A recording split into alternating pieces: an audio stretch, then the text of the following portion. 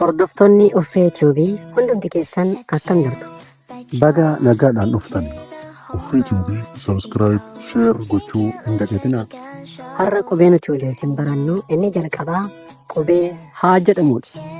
Mee na waliin haa jedhamu. Haan harreedha. Harreen beellada manaati. Harreen ba'aa garaagaraa baachuudhaan nama gargaara.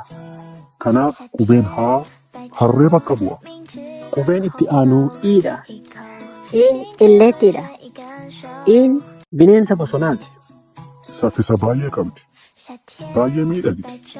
Kanaaf iyyuu qubeen ii illeetti bakka bu'a. Inni kan biraan Qubee jaadha. Jaan jaldeessa bakka bu'a. jaan jaldeessa bakka bu'a. Jaldeessi bineensa bosonaati. Mukarraa gara mukaatti utaala. Jaldeessi baay'ee namatti tola. Inni kan biraan kaadha. Qubeen kaa korma bakka bu'a. Kormi marga dheeda. Kormi Onnaas ni qota. Kormi foon isaallee ni nyaatama. Kormi beelada manaati. Kanaaf qubeen kaa korma bakka bu'a. qubee afaan Oromoo barachuudhaaf Uffee TV filannoo keessan godhadhaa. Biyya irraa daawwattan koomentii jalatti nu barreessaa.